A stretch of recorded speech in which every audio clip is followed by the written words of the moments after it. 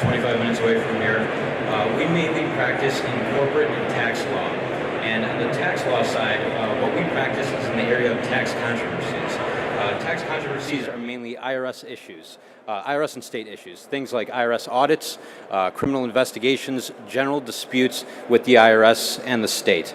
And in working in that field, we got introduced into the crypto area in late 2013, early 2014, back when the IRS actually had yet to define what exactly crypto was, whether it would be considered like a currency or if it would be treated as a property.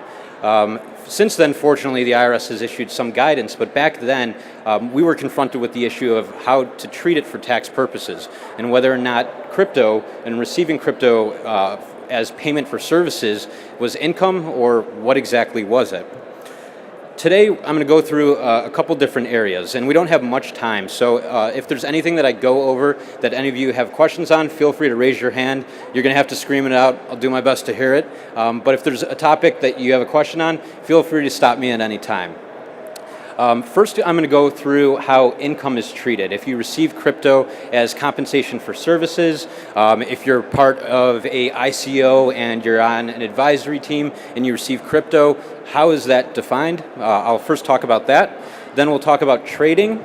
We'll talk about exchanges, going from one type of cryptocurrency to another. And this is probably one of the most frequently asked questions, which is if you go from one crypto to another, is that taxable? For example, you go from Ethereum to IOTA, is that taxable? The short answer is yes, but I'll get into why. So, as I mentioned when I began, the IRS didn't define what crypto was until 2014. And today, people say, well, the crypto still remains very gray in the eyes of the IRS. They haven't defined a lot. Well, in fact, it's been over 4 years since the IRS has said not only is crypto something, it's not just magic internet money, it's actually property, but provided guidelines on how it was to be taxed. And as part of this, the IRS said in their 2014 guidance that it would be treated like property. And as such, much like stocks, or other forms of property, you're taxed when you sell the crypto, but not on just holding it. Also, there's different types of tax. There's capital gains and losses that are either short-term or long-term, depending on how long you hold it. And so these are attributes of being taxed or treated as property for tax purposes, rather than something like a currency. So many people now want to either be paid in crypto or pay their employees in crypto, and they're concerned. They're not sure if this is even possible. In fact, yes, you can pay your employees in crypto. There's nothing wrong with doing so, but there are some reporting challenges. First, although you pay someone in crypto, it's no different than if you paid them in cash or US dollars. It's still income to them at the fair market value of the crypto at the time that it's received.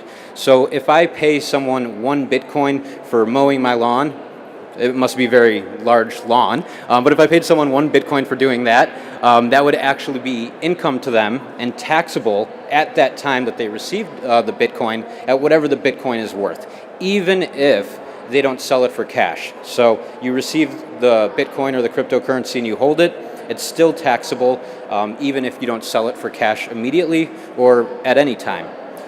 From the perspective of the employer, they also have requirements. The income needs to be reported on a W-2 or a 1099 if it's a contractor. Payroll taxes have to be withheld. All the same things as if you paid someone in US dollars. What about purchases? And this is another common question. And back when Bitcoin was to the moon, a lot of people were buying all sorts of vehicles and Lamborghinis and other things with crypto. And what people often didn't realize, however, is that this is actually a taxable event, and you owe tax on the purchase of the Lamborghini or whatever you buy. So let's go through an example.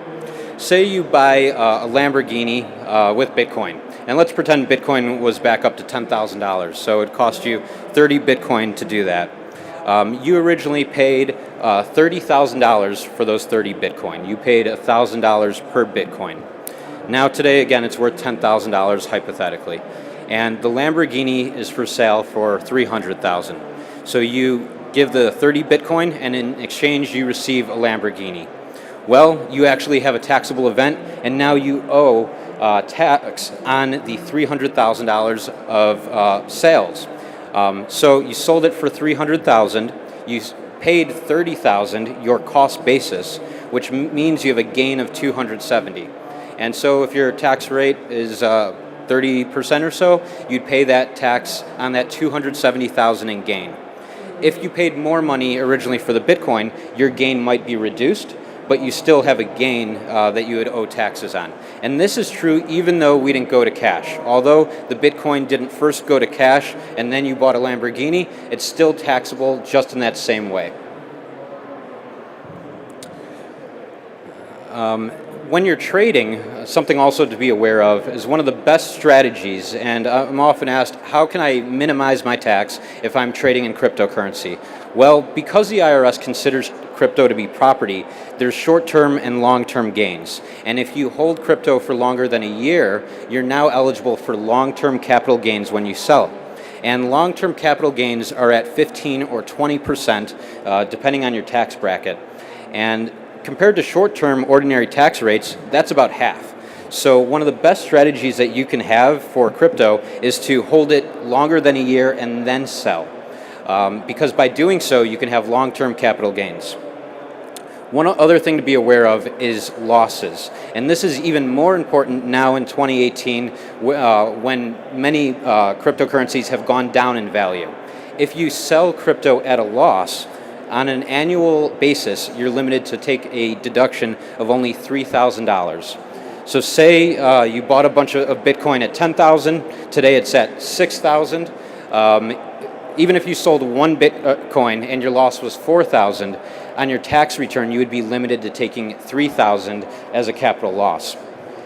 If there was other sales and you had gains, you could use the losses to offset the gains.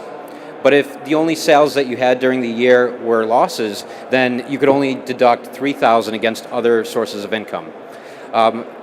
One use case that we've seen this where it's become a big disadvantage for people is ICOs, where ICOs in 2017 and 2018 raised money and didn't necessarily sell the Bitcoin or Ethereum, are holding onto it and are now selling it in order to finance operations. And the receipt of the Ethereum or Bitcoin originally by these ICOs, many of them, that was income. And so it was income at that value, for example, Bitcoin at 10,000, and today it's 6,000. And so when they sell it today, they're selling at a loss, although they originally had to pay tax on the initial price and report income on the initial value. Well, what about converting from one cryptocurrency to another? This is certainly the most common question that I'm asked, and also one that I'm the most hated for my answer, because it's very common to go from one crypto to another. For example, to buy most ICOs, you have to go to Ethereum, and also very few ICOs will allow you to buy directly with cash. So we have to first buy Ethereum and then use that Ethereum to buy an ICO. Well, going from the Ethereum to the ICO is actually a taxable transaction. It's as if you had sold that Ethereum first for cash, received that cash, and then bought the ICO.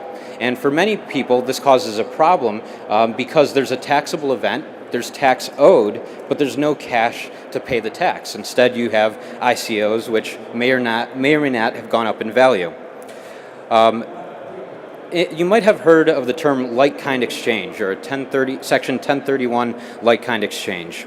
And most commonly we see this with property, actually real estate property, not property like crypto, but real estate. And it allows people to, for example, sell their home, or rather than a home, a piece of investment property, and then buy another piece of investment property and not recognize a gain on the initial sale of the first piece of property. And this is called a like-kind exchange. It's an allowance by the IRS to basically exchange two pieces of property without paying gains on the dispositions of the first. And so people have tried to use these same techniques the same section and applying it to crypto, saying that we're not actually selling Ethereum and buying an ICO or whatever the conversion is, but we're just going from one to another, and it should be a like-kind exchange. In fact, it would be possible in earlier years, for example, 2017 and earlier, for an exchange to be considered a like-kind exchange, but it would have to follow a number of different rules. And forward, after 2017, actually, under the Tax Cuts and Jobs Act that was passed at the end of last year, it restricted, Congress explicitly said that 1031 like-kind exchanges will only apply to real estate. So Congress had the ability, back at the end of last year, to make an exception for cryptocurrency and say going from one to another, just like real property, would not be taxable. But instead, when Congress had this option, they chose the other way, and they said, in fact, it has to be real estate property. So going from crypto to another, 2018 forward, 100% is not a like-kind exchange. It's a taxable event. In earlier years, it's possible, but I probably am asked this question at least once a day. And at least once a day I'm given a fact pattern of, well, I bought this one ICO that's very similar to this other ICO, and I swapped them and it shouldn't be taxable. Well, in earlier years, 2017 and earlier, it is possible to have a like-kind exchange, but in order to qualify, you have to meet a couple requirements. The first is that the two cryptos have to be quote-unquote like-kind, and this is a term of art. In many court cases have tried to define what like-kind is, but basically at its core, the two cryptos need to be very similar. And so, for example, Bitcoin and Ethereum, not similar. Their uses are very different, and if you asked an Ethereum developer if the core of the technology was the same as Bitcoin, they'd say absolutely not. It's nothing like Bitcoin. It has a number of different functions, utility, and so forth.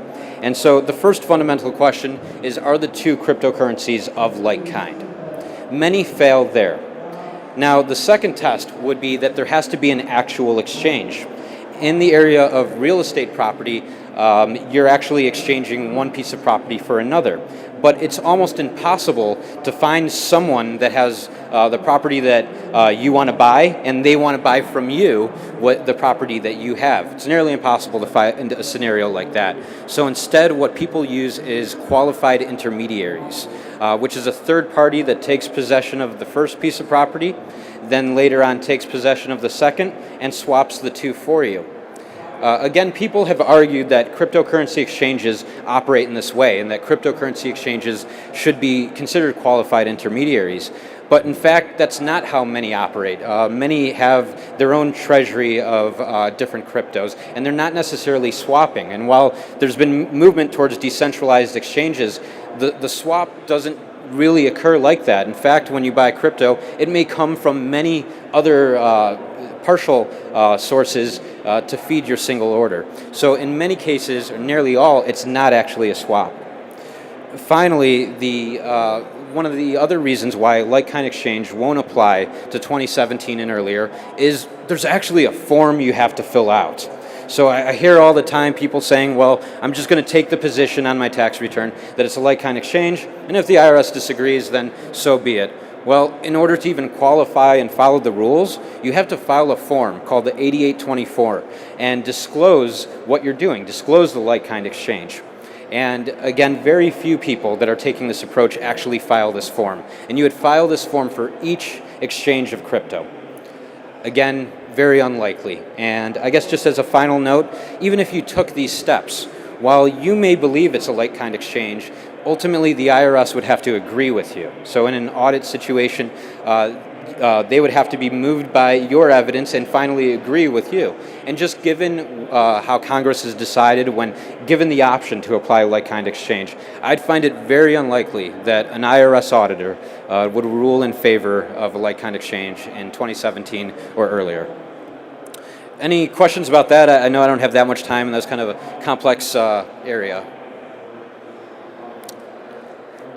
No? Okay.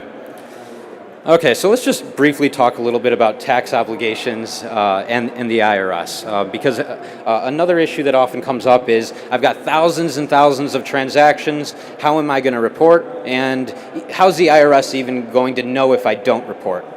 First of all, the U.S. is referred to as a self-reporting jurisdiction, which means that as taxpayers, we report on our tax return, we file it, we sign, and then the IRS processes it and takes it as fact unless we're audited. If we are audited, then the burden is on the taxpayer in most cases to have to prove all the elements of the tax return. So I'm going to repeat this again. If audited, the burden is on the taxpayer to prove the elements of their tax return. So it's not up to the IRS to go through all your thousands of transactions. Instead, it's up to you. And if you don't do that work, if you don't reconcile your transactions, establish cost basis, the IRS is just going to take the information that they have, the figures that they know. And so what do they know and how will they find out information about crypto transactions? Well, back in 2016, a couple years ago, the IRS issued what's referred to as a John Doe summons to Coinbase. Basically made a request to Coinbase to turn over all their records related to US users and their transactions. Coinbase fought this. Ultimately, they reached an agreement, and Coinbase did turn over over 14,000 records regarding transactions in 2013 to 2015. Since then, there's been other developments. In 2017, Coinbase, GDAX, Gemini, the U.S. exchanges all began reporting on what's referred to as Form 1099-K. And this form, what this is generally used for is to show credit card transactions, PayPal transactions. It's the total amount that was processed. So it just shows a total amount. And so you would say, why is Coinbase using a form that credit card processors use? Well, what Coinbase is showing is solely the amount of crypto that you either purchased or that came into your wallet. So the total amount that came in, and they're providing this information to the IRS. And then it would be the obligation of you, the taxpayer, to show how much did you actually buy this for, or once you sold it, what was the cost basis on that transaction. And if you don't provide that information, the IRS is just going to see the totals. They'll just see the total sales price, but they won't know what you bought it for.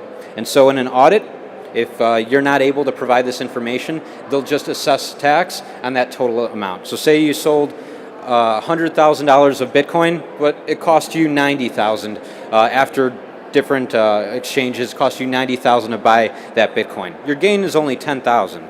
But if you don't take those affirmative steps reported on your tax return, the IRS only knows that it was sold for $100,000. And so they could take the perspective that that entire amount, $100,000, is taxable. So these are just some of the ways that the IRS is starting to get information about crypto transactions. But also just as part of other standard audits, if you're flagged for an audit just based on other elements of your tax return, one of the first items they look for is bank statements. And going through your bank statements, if you trade in cryptocurrency, it's very common that it'll at some time hit your bank account, or either you're buying from your bank account or sold and having funds deposited. So it's very common that that would happen too. So I think I've got just a few minutes left, so just a few final takeaways. Yes, crypto is taxable. Taxes are a pain. Crypto taxes are especially a pain, but it can be done. My firm and other firms out there, we focus on preparing tax returns for people that trade in crypto. There's also websites and software out there to assist you in doing it. They're not all perfect, but they can assist you in doing it. Websites like zenledger.io, which is a good one that I use. They take you a long way, but many times you'll need a CPA or an attorney to actually help you through the process. One of the other pieces of advice that I have is keep all of your records. Record keeping. It's very important. Download your transaction history from the exchanges. Do this often. You know, maybe once a month, just download your transaction history, all the raw data. Because it's not uncommon for exchanges to disappear, to lose transaction history. So download data and just save those records, because ultimately when preparing your tax return, it would be very helpful. But if one day the IRS comes calling, those records will save you a lot of money. Finally, when you trade or go from one crypto to another, or you buy a Lamborghini, or you have reportable income that you receive Bitcoin as payment, sell some of it to pay for your taxes. Otherwise, you're just gambling, you're just speculating that the cryptocurrency will continue to go up. Because if it goes down, you'll be selling at a loss, you'll have limits on your loss deduction, and you'll be very upset with us when we're telling you the amount of tax that you owe. So one of the best pieces of advice that I can give you is estimate how much tax is due on whatever transaction you have, and cash out enough to pay that tax. Put it aside for the rest of the year. And with that, any questions? Yep, back there.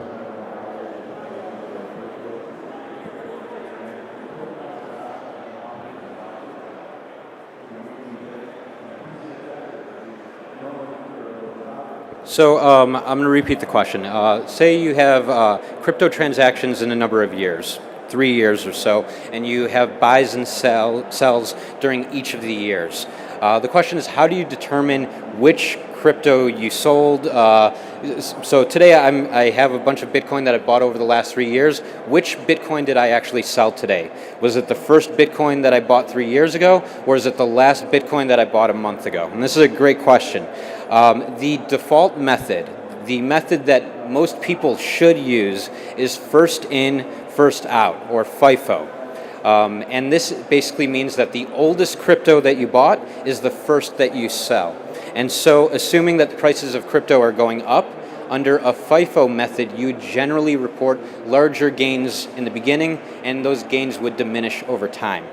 So FIFO is the default, it's the suggested method. The other option is called specific identification. Many people want to use methods like LIFO or average cost. LIFO is the opposite of FIFO. It's last in, first out, meaning the most recent crypto you want to sell. That would be under the LIFO method. The IRS actually doesn't recognize the LIFO method for property. Instead, what they say is that you can make a specific identification of property and be able to identify, okay, of the many Bitcoin or cryptocurrency I have, I want to sell this specific one. I want to identify it. The IRS says in order to do that, you have to make what they call an adequate identification. You need to be able to actually pick out the Bitcoin out of your wallet. From a technical standpoint, that's nearly impossible. If all your Bitcoin's in a single wallet, you can't make an adequate or a specific identification. You can't pick out which fraction of the Bitcoin you want to sell. So in the absence of being able to do that, FIFO is the only method. I have heard people be able to make adequate identifications. For example, a strategy that I've heard being used is to have many different wallets. And in each wallet, you place Bitcoin that has, or whatever the cryptocurrency may be, that you purchased at different prices. So for example, wallet A has the Bitcoin that I bought from 4 to 5, wallet B has a Bitcoin from 5 to 6, C 6 to 7, and so forth. And so when I want to sell Bitcoin from a certain wallet, I pick it out of that wallet and take the value from that wallet. There, arguably, and again, this hasn't been tested by the IRS, but arguably there, we're able to adequately identify crypto within the wallet because we know it has a certain value and sell that specific crypto. But in most cases, in fact, FIFO really is the only method. How am I doing on time? Okay, one more question? Okay, one quick one? Yep, go ahead.